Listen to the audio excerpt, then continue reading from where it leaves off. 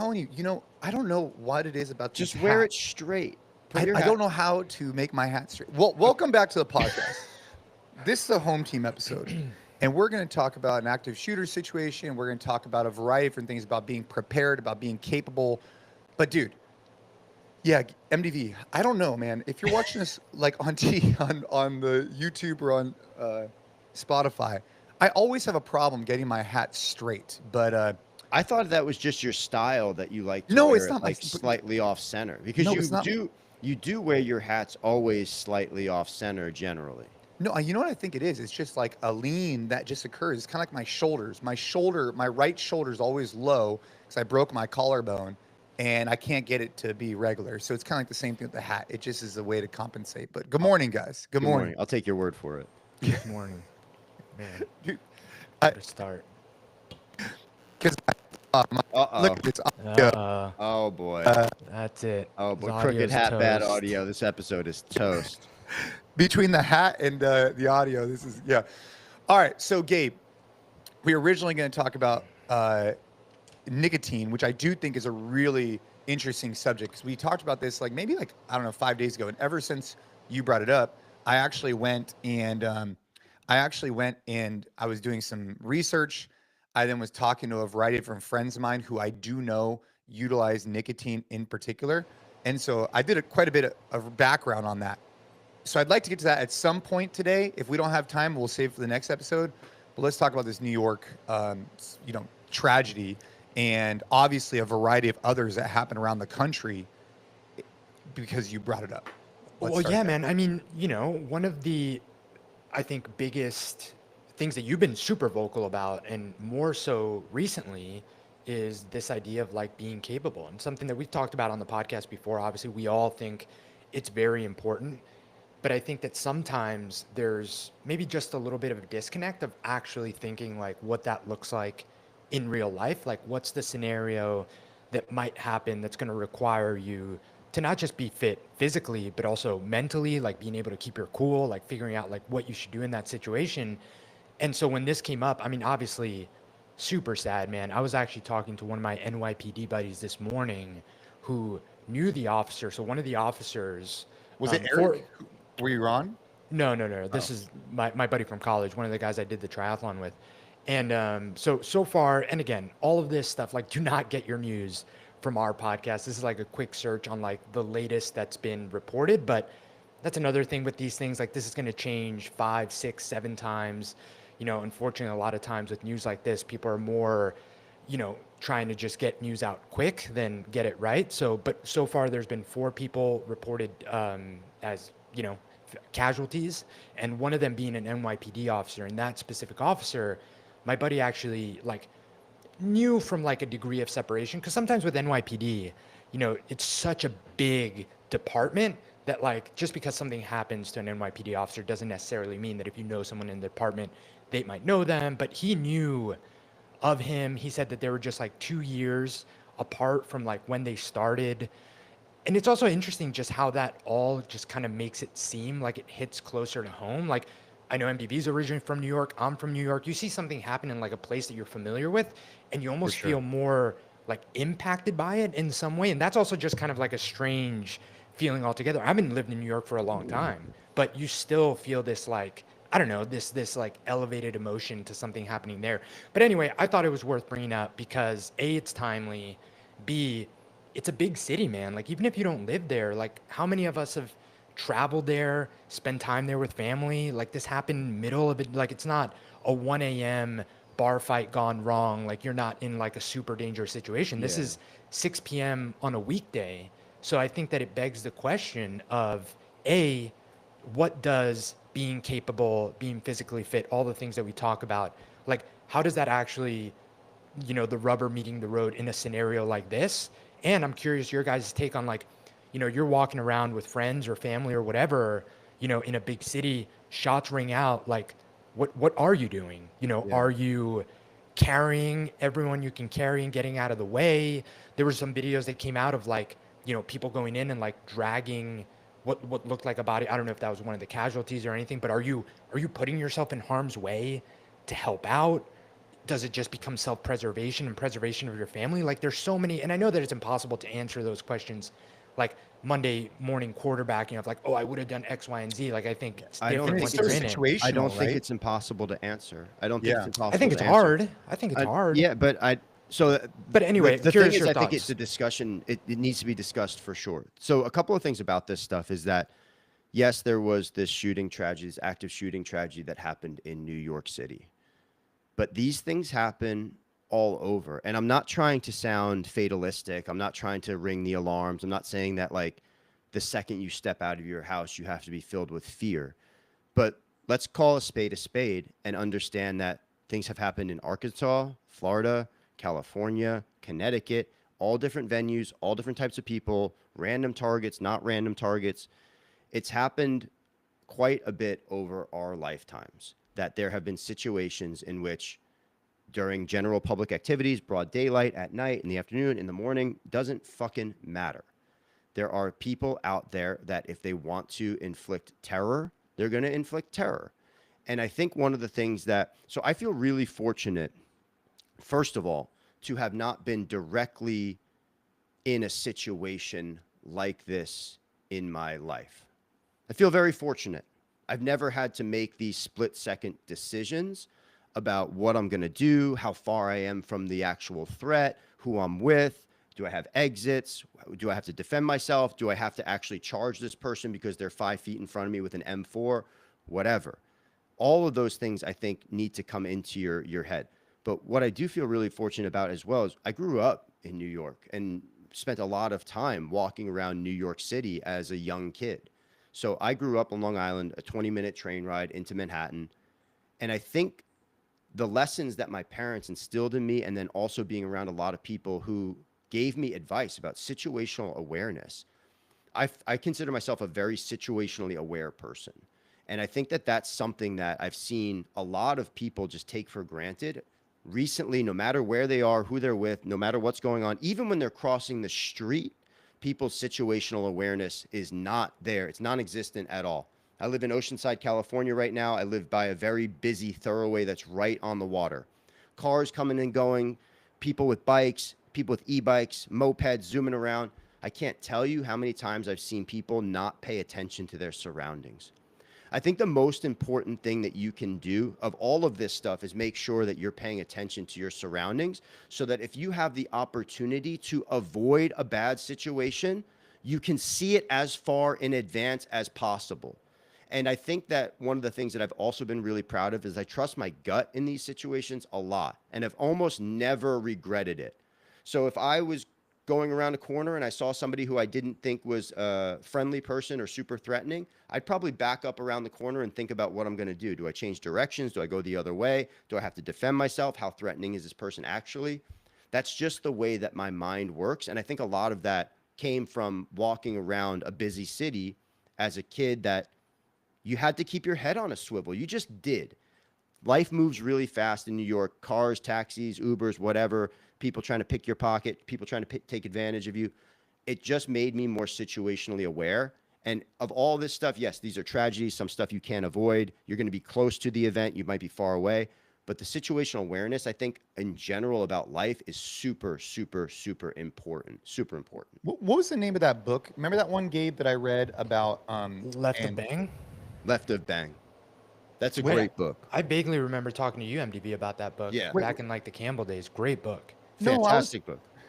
I was talking about the one that, like, statistically, Oh, when these women, I was thinking the whole time you were talking, I was thinking about Left of Bang. But yeah, you were talking about I forgot about that book. the Great book. one that, like, statistically, like, you know, people always report that have been in these situations. Everyone always says that they had some gut feeling that something was wrong, and sometimes people either aren't aware of it or don't listen to that. yeah, the whole premise of the book that I'm talking about was like basically listening to your intuition. This But is- I do I it all think the that time. where that goes out the window a little bit is in some of these It's gonna drive me circumstances. nuts Like, that I can't like, remember the book. like when we're talking about like in NYPD, like I don't think people had an expectation that like the book that I was reading, I'm referencing, was more about like in particular women sharing their stories of how they felt something was wrong and they didn't listen to that intuition, and it ended up, you know, some guy was in the elevator. Like they had these signs and they didn't listen to it, but it was like an individual circumstance versus like, obviously with the active shooter situation, that's a I little don't think bit of it's any different, Jason. I really don't think it's any different. Shit's going to pop off somewhere and you're going to be in public. You have to be situational aware to know what to do. I don't the think it's gift any of, different. yeah, no, it was called the gift of fear. And what it taught me some things for the kids. You talk about growing up in the city, and I think some takeaways for listeners of the podcast is like, dude, my kids are at an age where like my daughter's 14. She's going to high school in a month. She's going to high school in a week. And, she's going to want to go with her friends to 7-Eleven or whatever it is, walk from school to go to a thing, to go grab a Slurpee or whatever. And I remember doing that as a kid, and I want her to have that same experience. I think that's really important. But I think what we can instill in the kids is like, head on a swivel and being present and listening to that like you're talking about that intuition. It was called the gift of fear. And basically what it alluded to is like over the last X amount of centuries, right? You had adapted, and what some of the what in common culture, because sometimes you don't want to be rude or perhaps whatever, you don't listen to that intuition, was what the book was about. Well, you said something that I think is really interesting, and I want to talk about it because I don't think this is actually your belief. You said you want your daughter to have the same experience that you had going to 7-Eleven to be able to buy a Slurpee by herself. I don't think you want that. Well, I didn't say by herself. I say like with a group, like maybe Okay, I did say by so herself. regardless, I take that back. In a group of friends. I think that this is something that's really important. I think that there are differences between men and women in these situations. And I think it's just needs to be a fact that we recognize.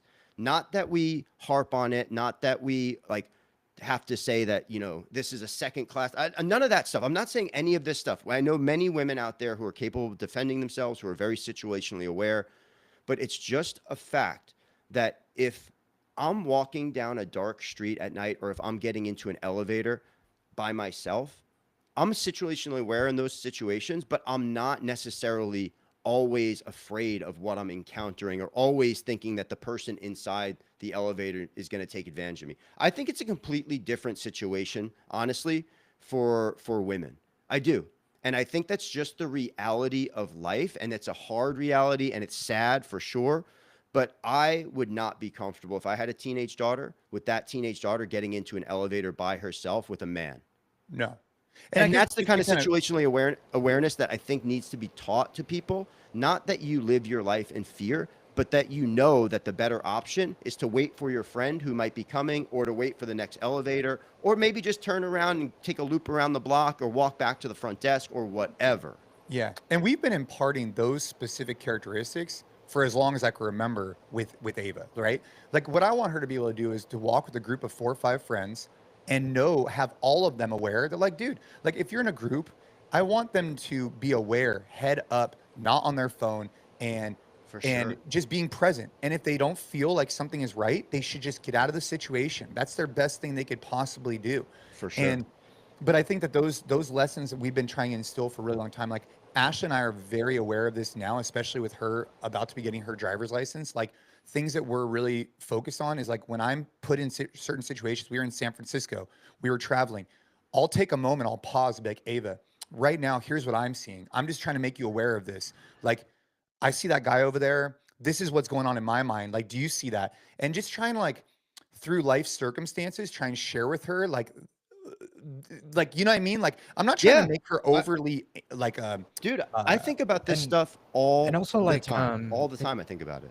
And just on that note, like also validating and reinforcing if she ever picks up on something, which I think is an easy thing to overlook as a parent, and just like, kind of dismiss it as, well, it's not a big deal, or, well, you don't want to be rude. Like there should be a conversation if she ever has that gut feeling about like, hey, that's something you should trust in the future, and not kind of like discourage it, right? Yeah, well, that's the whole thing about the gift of fear, is that what they're saying is that women in particular, if they're talking about women, have been like the best example is like being rude. One of the things I really try and talk about with Ava is like, dude, if you feel uncomfortable in a situation with the man or with the woman, but 99% of the time it's gonna be with the man. If you feel uncomfortable, don't be afraid of being rude. Like if you get in an elevator and a guy walks in, you feel like something, just walk out. Yeah, sure. Is that guy going to be like, dude, that was kind of rude? Maybe. That's worst case. That's like that's not a big deal. It doesn't matter to you. Yeah, it right? doesn't fucking matter. If Right. you don't feel good about that situation, you exit the situation. But what the gift of fear was talking about is that now what society has done is they've made it to where women feel inappropriate doing those things, even though they might feel uncomfortable. They don't want to feel rude. And what I try and encourage Ava is like, look, obviously there's nuance to this. Levels. Right. But like, if you feel uncomfortable, don't be afraid of making somebody feel like, dude, worst, like I'd rather have you make someone feel like you're kind of rude than have something happen. You know what I mean? Like, yeah. For sure. Yeah. For sure. I mean, all of these situations, I mean, obviously tragic, and they all have different sets of circumstances. I remember I took a Tony Blauer course way back in the day. Yeah. The spear system course. Gabe's gonna get laugh at this. He texted me yesterday. Dude, Gabe's gonna get a laugh at that because first of all, Tony Blauer, fucking legend. Guy out here doing karate with like fucking Chuck Norris way back in the day, just karate chopping his way to the top. Tony Blauer is the fucking best, man. And his methods, I think, stand the test of time, and I think they also make a lot of sense.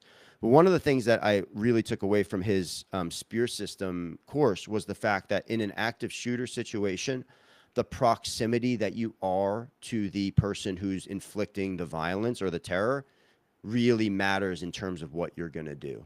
Like if you're within 10 or 15 feet of this person and they have an assault rifle, you have to charge the person. You almost have to, because you're a target as soon as you turn your back, or if you're going to hide under a table and he's approaching you, you're a sitting target. And I'm simplifying what he said for sure. But if you are that close to somebody who is in an active shooter situation, the life-saving thing that you could do for yourself and other people is to probably engage the person. If there's no quick exit out a window, if there's no, door that you can quickly close and lock and then make your next decision, if you're literally faced with what do I do with a person who's got a weapon on you in front of you, the best thing that you can do is probably try to. Well, and he was all about the flinch system. So if you have, that was the reaction to fights and bars and very close counter stuff. But when he was active shooter, it was you have to try to engage at that distance. Yeah, we made it a joke like back in the day, like spear, but it wasn't a joke. Like what he showed tons of data of people getting in car accidents, people getting whatever, and their instant reaction is for their hands to come up in this spear, like in this position. Yeah, and that's what he basically created his system off of. Anyway, well, they're we're talking about different things. Yeah, of course. One was the active shooter situation, and the other is if you're in close contact with somebody who's trying to initiate a conflict with you. Tony's recommendation is to place your hands in a position of natural defense. Right. But this is also a position of quick strike ability that you'll be able to inflict harm and then back out very fast, which I thought was really interesting. It's not about necessarily engaging to engage and to like fight this person for multiple rounds. It's like engage to inflict the maximum amount of damage and then get the fuck out. And that's what I always loved about Tony Blauer's system. It just seemed really, really smart and really natural and something that was like, okay, cool, this makes sense. This is preserving life in a way that I think you're not trying to like go 5 rounds with this guy. It's like you have to fuck him up and then get out.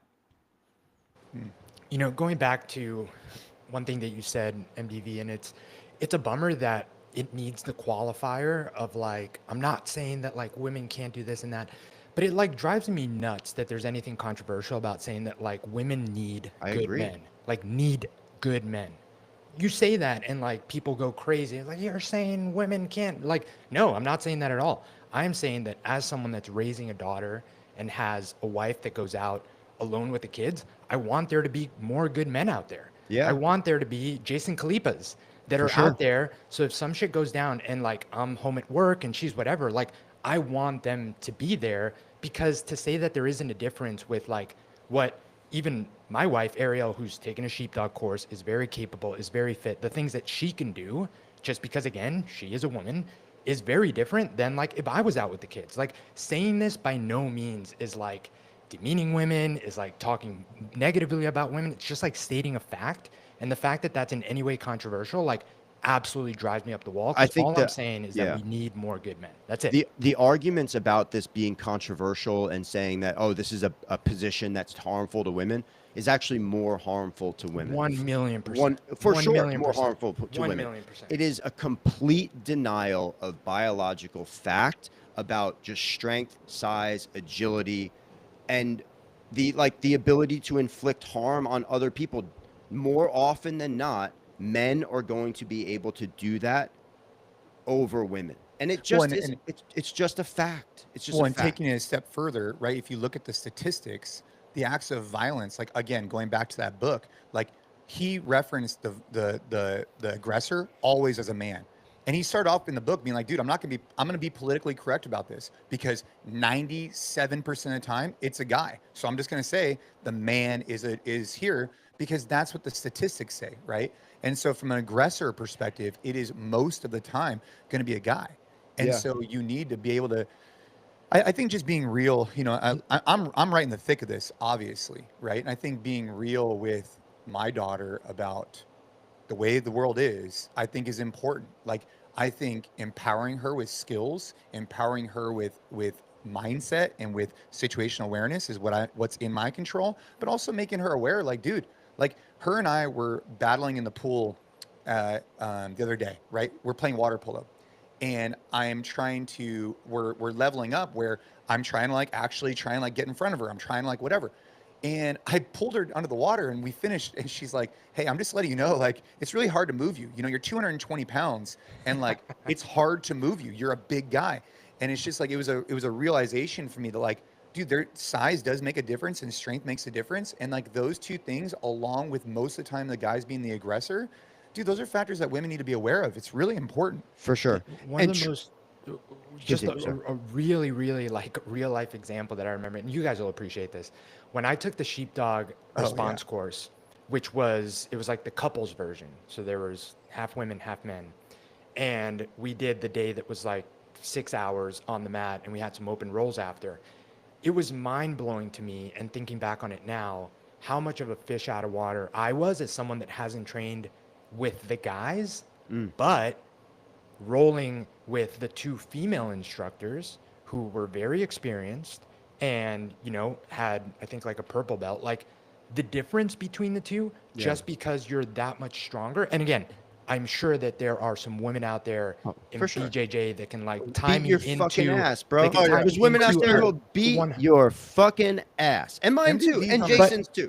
For sure. And I'm not saying that doesn't exist. Like MDV's fired up to this. But this is my favorite topic we've ever talked about. But the difference between those two was so eye-opening because it's like I can't hold my own with literally anyone that has a modicum, any man that has a modicum of experience, because I literally don't know what I'm doing. For sure. But with the women, if they're moderately experienced, the difference, the delta in like just strength and size, like is enough to where the difference in how I can hold up against them was night and day.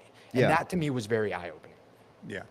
At some point, strength and size win almost no matter what.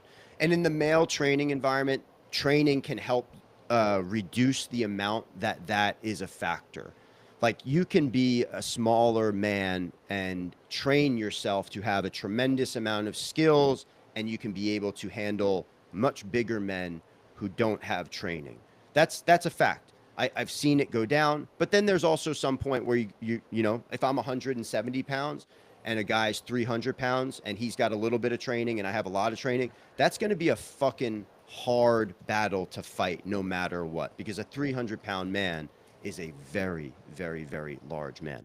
And I think that equation gets flipped on its head when the victim is a female. The difference between them is just way, way, way, way, way bigger. Like no amount of training for a female who is that much smaller or doesn't have the same size or strength advantages that a bigger man has, you can't make it up. You can't make up the difference between being a very highly talented jiu-jitsu fighter who's 130 pounds as a woman versus a 300-pound man who has some level of training. It's impossible. Yeah, it's impossible. It reminds me of boxing the other day with DC. I mean, the guy's. I mean, now he's down 17 pounds, but like that's a that's a whole different ball game. And this is not to disrespect very high level women who have elite levels of training. And I'm sure that there are women who can hold their own for sure for a long time against very large men who have training. For sure. For sure. But it's just a fact that the size and strength of your opponent at some point really matters. It really does matter a lot. Jason, if you and I rolled together, not only do you have much higher skills, but at 225 pounds with significant strength advantages over somebody who maybe is rolling around at 150 or 160, it's just not the same. Yeah. You could inflict a lot of pressure on that person and not be in danger at all. Well, I mean, it brings up the point of like, I'm competing at Master Worlds Jiu-Jitsu in a month from today. And I weighed in yesterday at 219, right? And I have to be at 222 with a gi on. And so I started asking myself, a gi weighs about 4 or 5 pounds. Yeah, 4 or 5 pounds. So I started asking myself, hey, how much weight do I want to lose, if any? I mean, I need to lose probably like 2 pounds. But I want to be as heavy as I could be and as well conditioned as I can be. That's my goal. Because the heavier I am, the more I can move around my body and create some pressure while also being obviously very well conditioned. So it kind of adds to your point, right? I'm not trying to drop down to 210 if I don't have to. I might as well be super well conditioned at 217, 218. That's where I'm at. But I want to bring up a hot take from producer Liz, as from a female perspective. I think that this is a really interesting point. So I'm curious your guys' take. Because she was saying that sometimes you're scared to be rude of the men making you uncomfortable because there's a chance that they might retaliate because they feel like you are being rude. So what's kind of what's the response in that case? My take on this is that if that's your gut feeling, then you have to get the fuck out even faster. If you have a gut feeling that retaliation could be a factor, you shouldn't even encounter this person at all. The soonest that you recognize that that's a feeling that you have, I would back out of the situation. But also, if retaliation insofar that like fighting back or leaving the elevator, that's a bad situation to be in both ways. In both ways. So exiting and very quickly exiting, who gives a fuck what this person thinks, honestly? If you have to hold the door of the elevator and then sprint out because you think that this person looks dangerous, if he's just a normal guy who has his coffee and he's like, whoa, that was weird, you've saved yourself, number one, potentially your life, but then also who cares? Like, that guy's embarrassed. He tells his family later on that some chick ran out of the elevator because he was standing in it. That's the end of it. That's the worst thing that happens there, right? That chick looked a little weird because she exited fast. But you also now can just rest easy that you didn't put yourself into a situation that was potentially super dangerous for yourself. But Gabe, I think Liz brings up a really good point that like it's a situation that I have no experience in, nor can I speak. Exactly. I can't speak to the mindset either. There are so many things that women have to overcome on a daily basis that we do not have to, that they deserve so much. Like, it's just they have to overcome so much more than we do on a daily basis, given this circumstance. And it brings up the whole point of like, that's why we need more good men to train hard, to be capable, so that, we could also come off with this sense of like, what I've noticed, and I've spent many, many years now at the gym, at jiu-jitsu, at stand-up Muay Thai, and I've never met anybody in those situations, specifically a guy, who comes across as aggressive or like they want to harm somebody. They come off like they're trying to learn, they're trying to develop, they're trying to grow, they're trying to be their best version of themselves. And so the more people I could go and train, the more guys, the more hopefully the world could just become a better place and have good men in it, so that women can stop feeling this way. Now, granted, that's not going to happen. It's never going to happen. Yeah. So, but it adds the validity of, we still need to continue to train, and we need to educate our children on this. Like, dude, again, back to what Liz was talking about, like, for Ava, I talked to her a lot about the green, red, green zone. I think it's been really helpful for us, like if you're 10 feet away, you're in a green zone. If you're 4 feet away, I mean, like basically with her, I talk about, you can't let somebody get a hold of you, right? And you need to do whatever is in your power to not have somebody get a hold of you. Because if they're not holding you, you could still probably to exit the situation. And it's a shame that I have to work different things with Ava than I do with Caden, but that's the world we live in. But the more guys we can get to train hard, to be capable, hopefully the more women can know that they could walk with at least more peace, knowing there's good guys out there. Like watching those videos, I don't know if you've seen these, where like dude, a kid is like basically kidnapped right in front of somebody and like I've seen watching those, yeah. video after video after video of people not doing anything. It's like, damn, you'd Well, hope that in I that don't think you situation. can. I don't think you can rely on the fact that somebody's going to help you. You hope No, that somebody would help you for sure, but I think like, one of the things for me, like recognition as early as possible and making your move as early as possible is really important, because there's really no downside unless you're making an even more dangerous kind of move. Like if you're moving yourself into a more dangerous position, obviously you don't want to do that. The other thing that I like to do a lot, if I'm feeling, because like I walk around by myself a lot, and Oceanside is not always the safest place. You have to kind of keep your head on a swivel here sometimes, especially at night. I will try to make eye contact with anybody who basically I think is threatening in any way, shape, or form, just to see like what their reaction is. And I think you can tell a lot when you make eye contact and recognize somebody. Letting them know that that they're there has served me really well in a lot of situations. You can get information from that, and I think that always informs what to do next. that's a good point. You can get so much from that. So For much sure. like that. You get an immediate gut feeling when you like lock eyes with someone, for sure. 100%. And the head nod or the recognition of a hello. The head nod, the crack a smile. Like there's so many ways where you like immediately are like, And yes, people can fake that stuff. Sure, but, no, like, of course, More but- often than not, those give you indicators of like what this person's intentions might be. Dude, I mean, well, this morning I was doing a sprint conditioning workout, and this kind of goes back. This ties everything in. The reason why we talk about these active shooter situations, which are just absolutely horrific, and they shouldn't happen, but it happens regularly, right? More times than it should. Or at Walmart with the guy who I think was a former Marine who's carrying. Luckily, a good guy with a gun was able to stop this guy who was stabbing people, which is absolutely horrendous.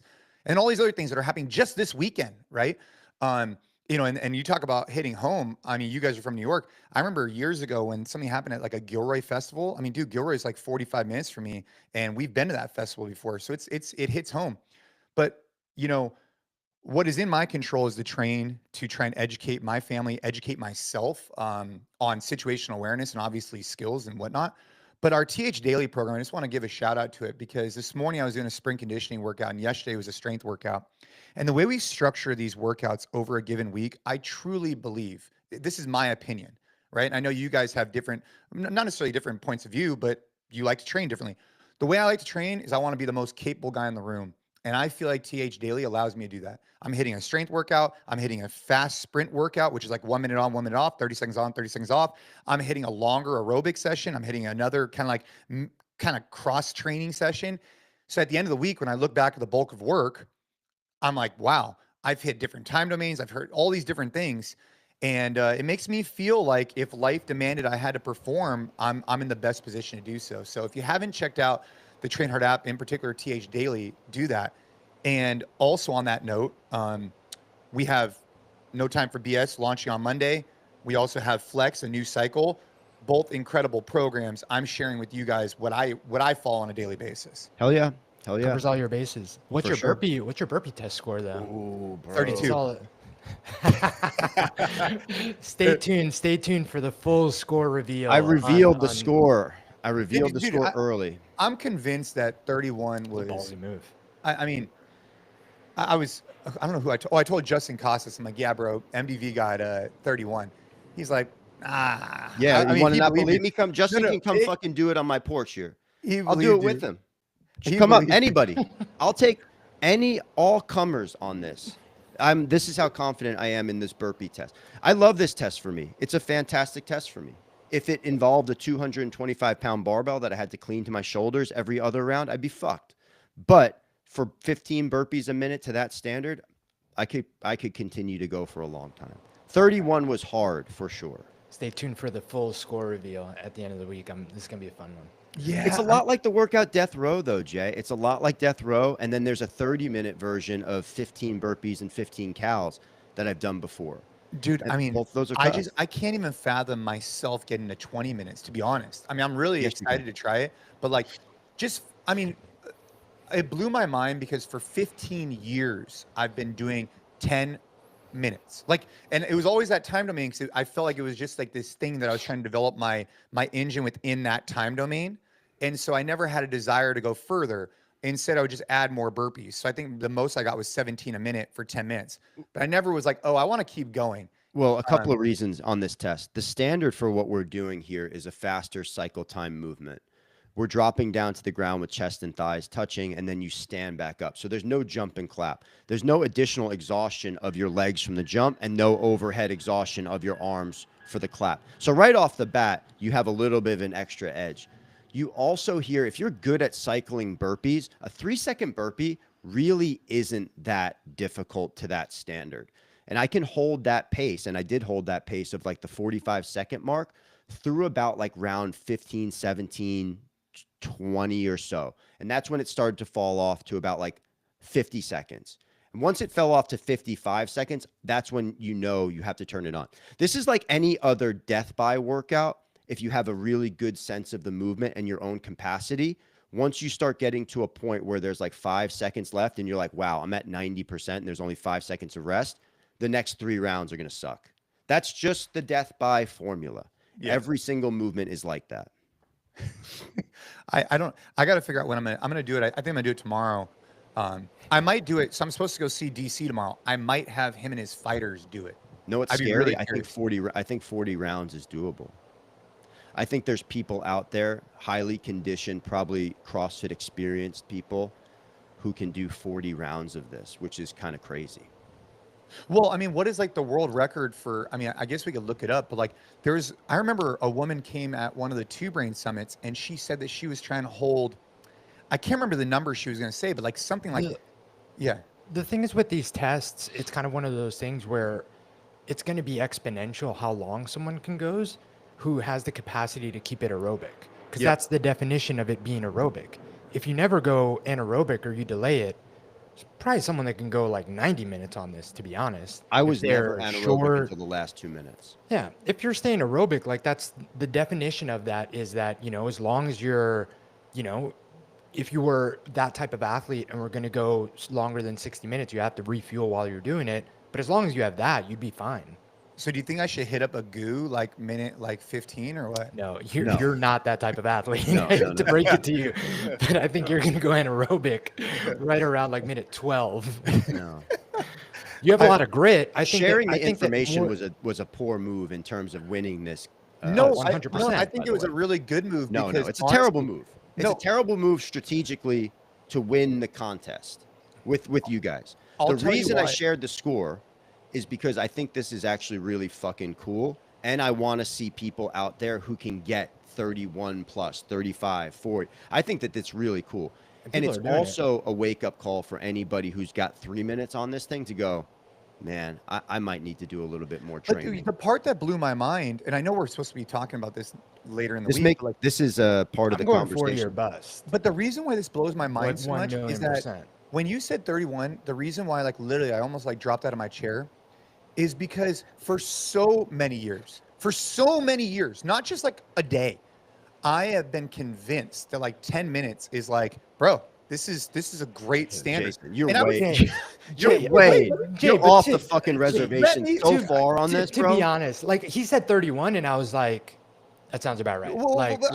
That's where I'm beyond. You're out to lunch on this, Jay. If you thought 10 rounds, this is not a good take, Jay. Was an elite score. We should edit this out. I know it's live. We should edit this out. We should edit out. Dude, 2008 Khalipa would smack you across the face right now. He'd walk into the room slobbering and go. Dude, I'm trying to save you, bro. I'm trying to save you. Don't dig deep into this. Don't like dig your heels. Just. Let's talk about nicotine. Jason, the podium CrossFit Games Jason would be embarrassed right now, bro. Don't do it. Barbell slobbering Jason would look at you and go, "What are you thinking, bro?" Dude, so okay. All right. I'm gonna find out what happens. I'm teasing you. I mean, I hit chest yes shakes as part of the TH Daily. Oh, no, the excuses. So and you're so classic. I don't know what's going to happen. 2008 Jason. He's so upset at you. He's so, dude, that guy would get like 40 minutes. That's like a before picture from like that was from Milpitas Health and Fitness. That was like Dude, Old producer school. Where the Liz hell did you in get the that one, Liz? archives. So Producer Liz. Young producer Jamie. Liz, 40 round Jason is sunglasses, red shorts, Jason. That's 40 round Jason. That's the pick that's out The there. 20, He's 20 going 40 2014, minutes, dude. and also he goes anaerobic at minute 8 and goes 40 minutes. He's Yeah. going Just like- 40 just minutes, and then he's pure he's grit. walking off stage to win the next event. I'm gonna That's see the how many Jason we need. guys. I'm gonna see who I could get to do it. I think we're doing it tomorrow. But nonetheless, the reason why it blew my mind so much is, truthfully, this is a great example of like you don't know what's possible until someone proves it otherwise. Because I have walked into countless rooms and watched guys at minute 4. I mean, dude, remember Gabe? We told the story about the probation officers that I did this with. What, like maybe 6 months ago, and after 2.5 minutes, they're like on the ground, baking and sizzling. And so when someone tells me they could do 30 minutes, it just blows my mind what the human potential is, Well, because I watched for so many years. Yeah, guys, but there's, you know what I mean? There is a learning curve there. Of course. There's that I 20 think years of 100%, burpee experience here, bro. Like MDV knows the pacing and how to keep it. Like a lot of people, and you've watched more people do this than I have, but in the few times that I've been there, people are not doing themselves any favors by going too fast, by doing extra work that they shouldn't be doing, by being like really poor movers with getting down and getting up, with like 3 sessions of literally just like a little like Teaching do the this, burpee. do your Yeah. breathing, this, do this. They're going from 3 minutes and struggling to 4 minutes to 6, 7, 8 minutes and feeling like that was easier than the first time they did it 3-4 minutes. There is that aspect of it that I think should have been kept in mind when like MDV is going to do this. Like he understands the burpee, the pacing, the breathing, all of those things. It's just a skill. It's not a hard test for me. I'm not trying to be braggadocious by saying that at all. This test would be so fucking difficult for me if I had to, like I said, clean a barbell at 205 or 225 before doing 10 burpees. It's a whole different ball game for me. That would be an area of weakness in my fitness game where I'd be like, wow, I got exposed.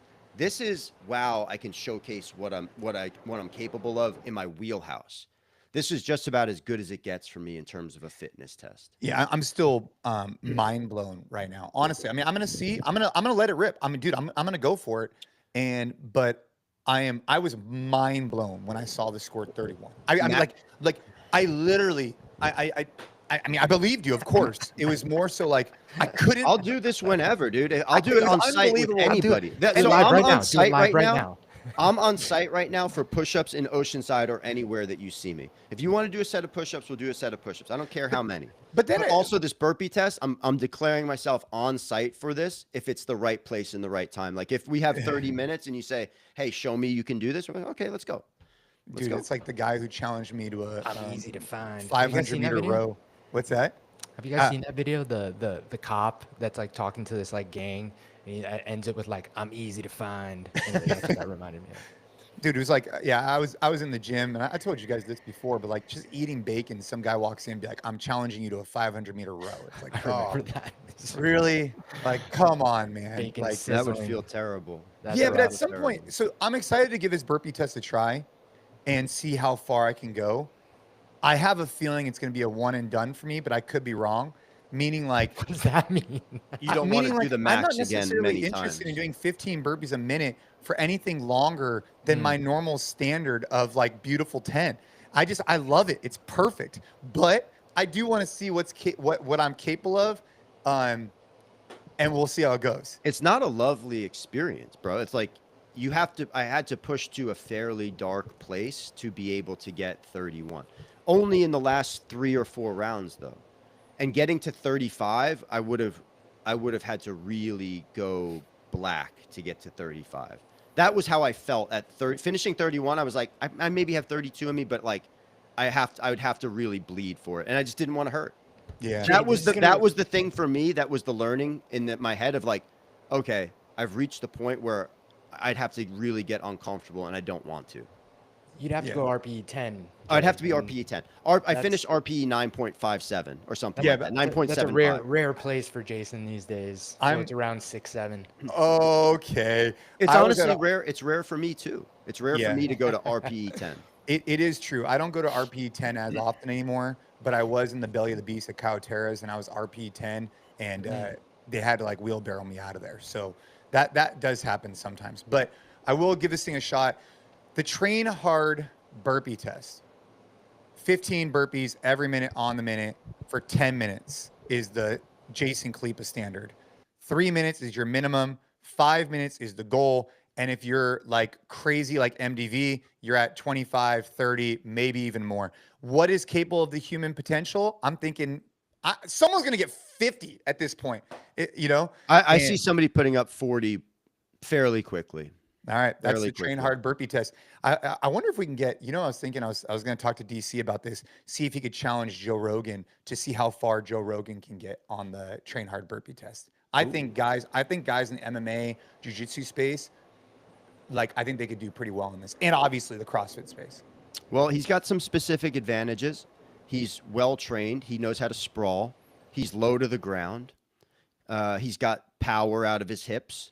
As long as he has some conditioning, I think he could do pretty well. Yeah. But I think the come out too knowing hot. how to cycle the burpee is an understated advantage to this test. Yeah. Because CrossFit experience for 20 years doing burpees and many workouts, you just know how to get down to the ground without slamming your chest or without utilizing your entire muscular system. And then the getting back up is almost like it feels like a rebound effect when you do it right. It doesn't feel like you're actually doing like an act, and you're not actually doing a full push-up to get up. I'm putting 7 mats underneath me when I do it this time. The I might bounce- even do it on a trampoline. the bounce back up. Dude. Hey, it's all good. All right. Well, gentlemen, I don't think we're going to get into the nicotine conversation. No, we should save it, but it's a really interesting conversation. Well, I'll tee it up a little bit just in that a reason I brought it up was I actually got a DM from, I'm sorry, I'm blanking on the name, but he's on the Train Hard app, hits me up all the time, and he had the question because he was kind of like, hey, like I've heard people talk about like this being performance enhancing, whatever, because I think that similar to me, nicotine has always just been this like bad word, like, hey, it's in cigarettes, it's the only way to get it, like it's addictive, like there's no benefits to it. And lately I've definitely seen some of the like biohacking community talk about, microdosing and toothpicks and like 2 milligrams, 3 milligrams helping with focus and work. But I hadn't heard of it in terms of performance enhancing for fitness, but it makes sense because a lot of pre-workouts, honestly, it's sharpening you up here, which does help with the performance aspect of stuff. So I was really interested to dive in. I definitely did some research on it, but yeah, it's just kind of those things. There's so much conflicting information, man. So much. You can ask one person and it's like highly addictive. Don't get into it. You ask someone else and it's like it's the best performance enhancing natural thing, since sliced bread. How close do we think that this is to caffeine in terms of like the I think it's significantly more addictive is the problem. And your significantly more tolerance. addictive than pure nicotine versus pure caffeine? And I think the tolerance level, this is just like my hot take, right? You can Have you tried it? yeah, you can get 40 milligram pouches from So much. from Sweden. Feels like so much. I don't know. Do you think, no, it's so we 40 should talk about milligrams this. of nicotine. So people, we're talking basically about the Zins, right? Yeah. We're talking about people using the pouches as basically, we're not talking about people ripping cigs here, right? No. So Between in sets. preparation, You can imagine something like, Just a quick little hold your breath while you like do your set. give me a quick preparation pull of a for- cowboy killer here. Fucking bounce out a Marlboro Red really quick. oh man, they did make those cool back Soft in the pack day. though. camel, let's go. Wrap it up in your sleeve while you're doing your workout. So good. In preparation for the next podcast, I have tried a 9 milligram Zim that I put in my mouth for like 2 minutes. I got an instant headache, felt like shit. I Were you spit it gonna out throw? instantly. Did you almost throw up? Dude, yeah, I mean, not throw up, but I just felt terrible. And then I tried a 6. This is like weeks later, similar effect. I was like, all right, dude, I'm just over these things. I just want to know what all the like hooping and hoppling was about. And then this company sent me, I'm going to totally butcher this. It's like athletic nicotine. That's what it's called. And I'm like, okay, if it says athlete and like their Must be marketing, good. their marketing is incredible. Like I'll have to show you guys their marketing. It's like basically if you're not taking this to get to the next level as an athlete, you're messing up. But theirs are 1.5. But did you look it up? Yeah, because I saw Josh Bridges was Yeah. So, was dude, they have hawking it. 1.5 Taste taste victory. victory. Taste Look victory, at that marketing. dude. Look at that. Bro, Next let's level. go. I'm about to run through a wall. Jason Khalipa Podcast brought to you by Athletic Nicotine. Athletic Nicotine, hit me up at MDV on Instagram. Let's go. Send me the products. I've had Look never at that, with tried the it. cycling shoes. Oh man, Yo, I'm we in. got Rogan on there. I'm in. Rogan's face on there. Yeah. I'm Wait, in. scroll up real quick, Liz. Oh, Max is on there too. This is legit. No No, but look lie, at the- like Max Lugaver is like one of my big like. And Rick Rubin. This is a diverse audience here. Yes, it's legit. It's legit. Wait, scroll up real quick. But look at that. Look at that. No, all the way up, please. But look at that. Taste victory, next level nicotine for the winner in all of us. Dude, when you read that, it's like, let's go. So, anyways. It's undeniably a performance Can enhancer. nicotine help you play better golf? Producer Liz is ordering as we speak. So, I don't want to get too into this because I think it's a really cool topic yeah, for we'll longer. dive into it for sure. But as long as my experience with it leading into the next podcast is I've tried the 1.5s 3 times. I tried the 9 and the 6. I already told you my experience with those. And I've done the 1.5s 3 times. So that's my current experience with these because I wanted to check it out. And here's what I'll leave you guys with. I think they're going to be highly addictive, and I'm going to avoid them. But that's the That's that's the TLDR. hot take. That's the hot take. But we'll save the Interesting. full conversation for a couple of days from now. Interesting. If we do this on Friday, I also want to talk about some of Thursday. the lessons that I've learned Thursday. about asking strangers in public to do push-ups with me. That's a Because good one. I've had some interesting experiences. That's a good for one. Sure. Yeah. I'm excited to hear about that. I've had some interesting denials recently, course. which has been interesting Yeah, I could see why someone would be like, for sure. "Nah, man." Sure. I've done a lot of sets of push-ups off camera with people. What Which they is fa- say, They They say, "Yeah, I'll say- do a set, but I don't want to be filmed or recorded for social media," which is fine. It's Yeah. cool. I like the connection and the reps. So yeah. All right, well, gentlemen, and everybody listening, we have some very, very important news. So on Monday, we have our new cycle starting on the Train Hard app. There's going to be 3 of them. There'll be No Time for BS, there's going to be Flex, and there's going to be TH Daily. I've already spoken about TH Daily. I absolutely love it as far as building capability. Flex is just a phenomenal progressive bodybuilding program that Gabe writes that, you know, if you want to get strong, if you want to get jacked, if you like that linear concept, I think it plays a really good role. Right now, I have multiple different athletes utilizing it because I think it gives that structure that many athletes need.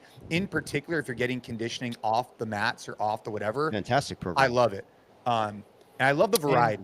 Sorry, Gabe, I'm talking about your program, but you know what I mean. No. Yeah, I mean, thank you. It's awesome. Obviously, I love it. But this cycle coming up is going to be a full body split, which I'm particularly excited about. Yeah. It's not something we always do in Flex. I personally Last one like. was like 6 months ago, I think. I personally like the bro split a little bit more because it's just something about hitting chest and just chest. It just like feels so good.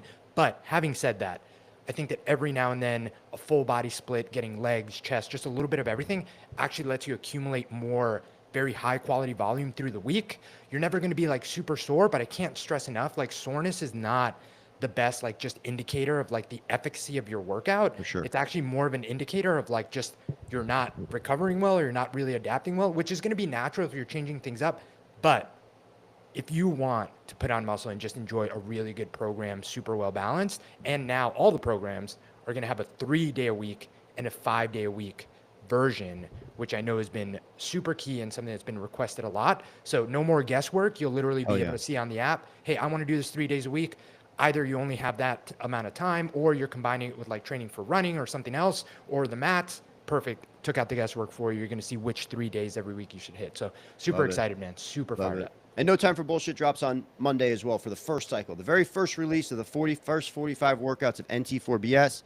Minimal equipment, maximum results. It's all about feeling and looking like an athlete and being able to take that outside and live a very active, healthy life and be a good fucking human being. That's what my program's all about. I'll talk more about it on Friday. Let's go. Thursday. Thursday. We're recording on Thursday. Jay's got to hit that. I'm traveling. Yeah, no, I'm really excited about these cycles. I think the 3-day a week option is gonna be really powerful for people because, I mean, I train a lot, but not everybody has the time or necessary needs to train as much. This is a great episode by itself, the 3 versus 5 day a week training. I think we should dedicate a whole episode to it. Yeah. On that note, look, if you guys are getting value from this podcast, simple ask, leave the podcast a rating and review. And even I'd say just as importantly, more importantly than that actually, is make sure to check out the podcast show notes. There'll be links to a 7-day trial of our app. On Monday, the new programs release on the app, and it's the best thing ever. If you do 45 days of that, along with our TH5 nutrition protocol, starting off the day with protein, I know you're going to get kick-ass results. So make sure to check that out. Keep training hard, and see you guys again next time.